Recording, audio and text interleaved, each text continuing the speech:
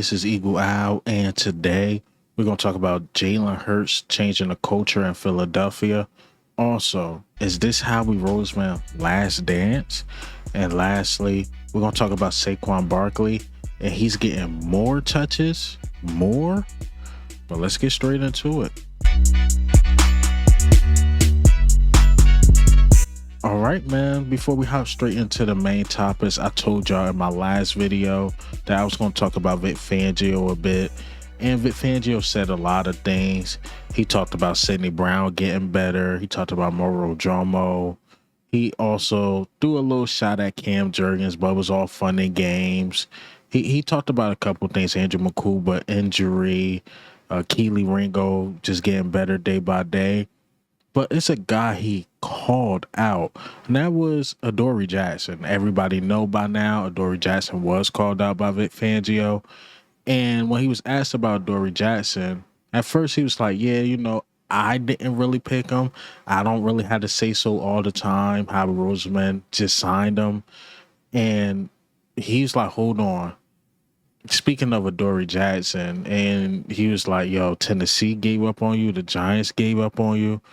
Like, yo, when you gonna show and prove? And this is what he said verbatim. I think that this is the place that he can maybe show. You mentioned what he could be. Is it the scheme? Yeah, I don't know if I think it's the place. I think it's time for him to show that. He in Tennessee, when it came time to re-sign him, after his contract was up, they didn't. The Giants, his contract was up, they didn't. It's time to show who he is or who he isn't. What's the little things you're looking at? I'm really surprised he went in on Adoree Jackson like that. But now that I remember that my memory serves me well, I remember it was between us and the Giants the first time he got released by Tennessee. And remember, a lot of people were shocked because Adoree Jackson was like considered top 10-ish type cornerback in this league at one point. And he chose the Giants. Giants didn't really give him another contract. Tennessee didn't give him another contract. And now you with Philadelphia, you show what you can do. Do it. You got to do it. You got to show and prove. And I think Vic Fangio is pushing him. He's like, this either going to make or break you. It's going to make or break you because this is a huge opportunity. You're on the Super Bowl winning team. You're not with a losing organization no more. Keely Ringo, you have the ability to beat him out, but can you beat him out? Then the sad part is that practice that Vic Fangio said that, Adoree Jackson had one of his worst days. I didn't even talk about it on my last video. I meant to, but Adoree Jackson had a terrible day.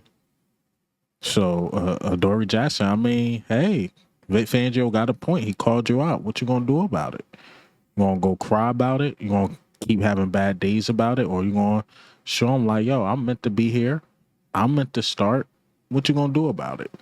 So we'll see. We'll see how Adoree Jackson come back from that, being called out, that harsh criticism, because that can rub certain players the wrong way. As Miami, the Miami players hate it, but he come to Philly, we won a Super Bowl off of it. So, you can have a love-hate relationship. As a fan, I love it. I can see as a player why they would hate it. It's like, bro, if you're going to call me out in the meetings, call me out in private. Don't call me out to the media. But, that's Vic Fangio's style. You ask him a question, he going to answer it for sure. For sure. But let's talk about Jalen Hurts. Jalen Hurts a little bit, how I believe he's changed the culture in Philadelphia in a positive way. And let me play a clip by Jalen Hurts and how he spoke about Howie Roseman and how Howie Roseman should start drafting SEC guys. Made from drafting and sending you, and with your roster, what do you most appreciate or what most impresses you about the way he's built this team? Well, I appreciate the conversations that we've had and nudging him to go SEC. And I mean, it's been a lot of Alabama, a lot of Georgia coming through here, and it's been good for us, So he's always been really good at what he's done. I've always had confidence in the SEC from my perspective, and that has evolved over time. And You know, at the end of the day, you want to have a group that has a mentality and a will to win, and I think that's kind of a staple down there. Can't front. Since then, Howie Roseman been doing this thing. Now, I did not know. This is new to me. I did not know Jalen Hurts played the part in that. I know Jalen Hurts played the part in getting like Devontae Smith and A.J. Brown, but I didn't know he played the part in like, yo, draft the bigger school guys. Because Howie Roseman thing before Jalen Hurts, he drafted these small school guys, and sometimes they turn out to be guys, sometimes they don't.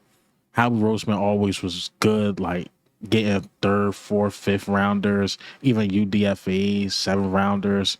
You see Jordan Mailata, like he no talent when it comes to that, but like on first 2, maybe 3 picks, I think he went over his head. But now, Jahai Campbell there, go get him.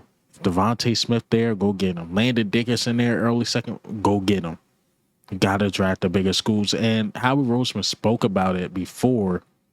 And he said, like, the reason why he drafted smaller school guys because they tend to stay healthy. Because, you know, SEC guys, they deal with a lot of injuries. They playing with the most talented guys, whereas though the smaller school guys usually last through the NFL a lot longer. They take less injury for whatever reason.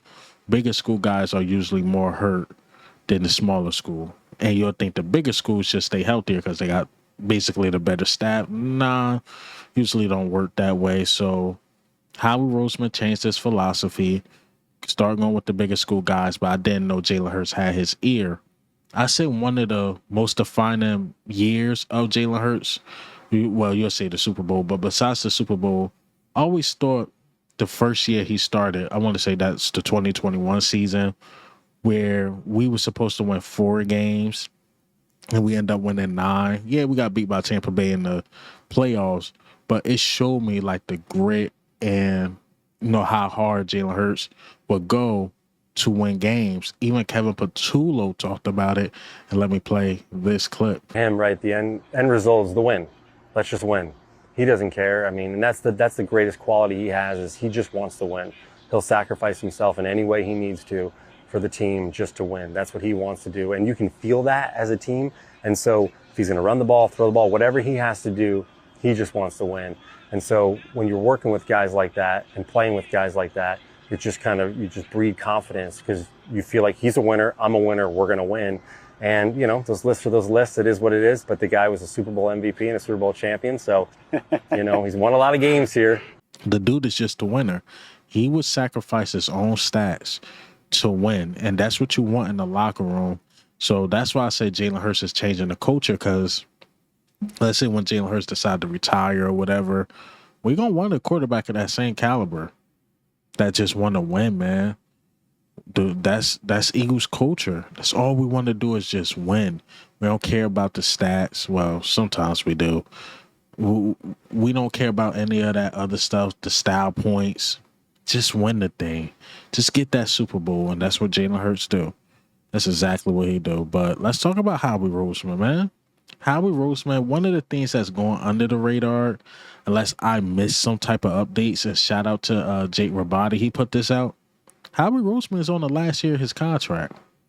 This year, if he doesn't sign a new contract or a new extension, will be his last year. This can possibly be Howie Roseman's last dance. Now, I don't see Howie Roseman going anywhere, but you know, the money ain't right. Will he go somewhere else?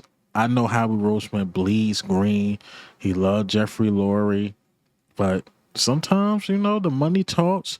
And, you know, we was mentioning Nick Sirianni because we know Nick Sirianni was extended through 2025, but we know he got paid, but Howie Roseman did not get paid. When that news is going to break, the media haven't asked nothing about it.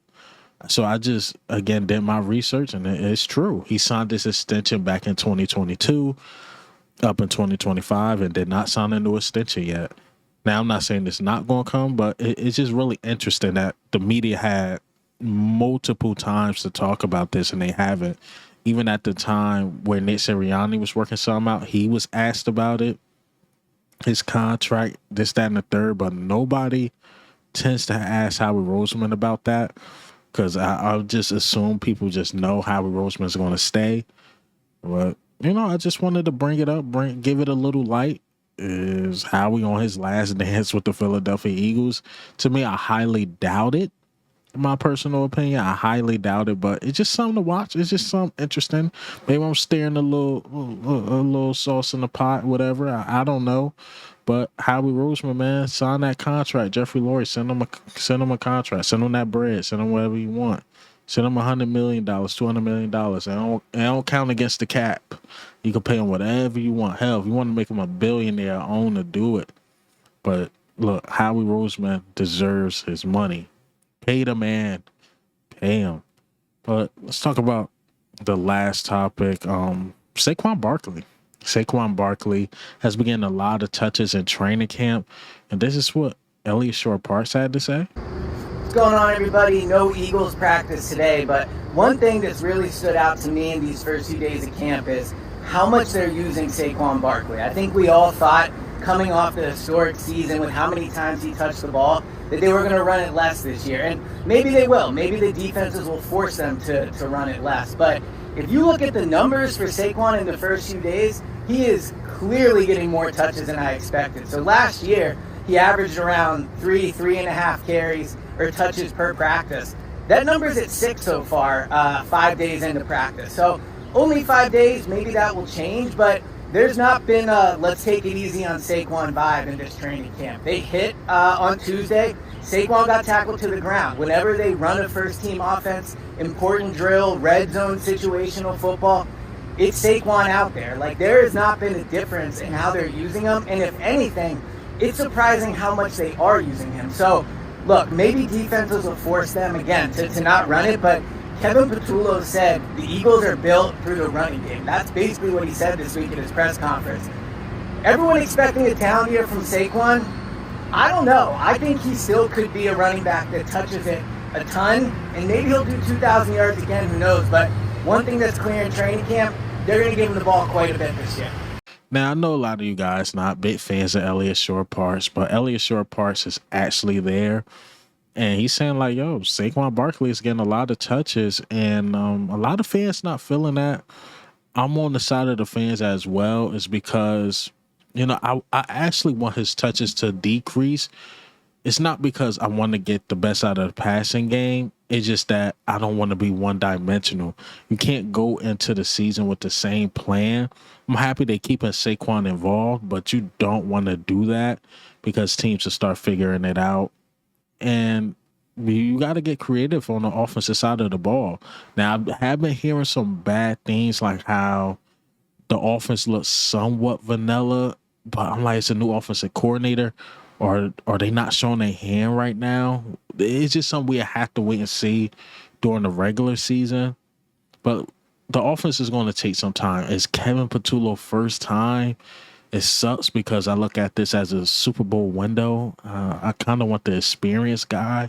But, we'll see what Kevin Patullo can do.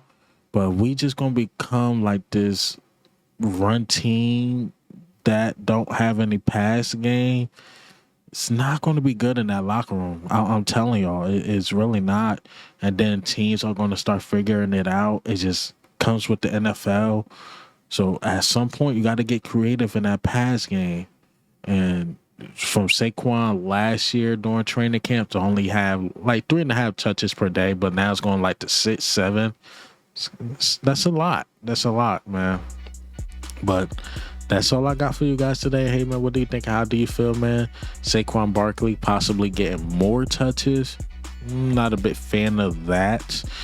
Also, Howie Roseman, pay the man. And Jalen Hurts is changing the culture for good. But this is Eagle Owl, man. I'm out.